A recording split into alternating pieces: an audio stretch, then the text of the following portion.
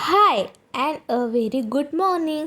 तर सकाळ सकाळी आम्ही गार्डनला गेलो, चक्रा फकरा मारलो आणि लगेच निघालो होतो ग्रामपंचायतमध्ये जवळच्या, कारण श्रीला द्यायचं होतं लसीकरण. 1.5 वर्षाचं लस त्याला दिल्यानंतर 6 महिन्यांनी बोलवले होते विटॅमिन पाजण्यासाठी. आणि जाता जाता दळण पण ठेवायचं होतं. आता दळण करून खूप दिवस झाले होते, गव्हाचं राहिलं होतं तेच हे इथं ठेवत होते. आणि ग्रामपंचायतमध्ये पोहोचल्यानंतर कळालं की तिथल्या सिस्टर जवळच्या दवाखान्यात गेल्यात बाकीच्या लेकरांसाठी लस देण्यासाठी. मग काय आम्ही त्या दवाखान्यात गेलो आणि 2 तास वाट पाहिल्यानंतर श्रीला लस दिली. आता नाश्ता सकाळी करून गेला नव्हता म्हणून आल्या आल्या पहिल्यांदा तर डोसे बनवायला घेतले होते.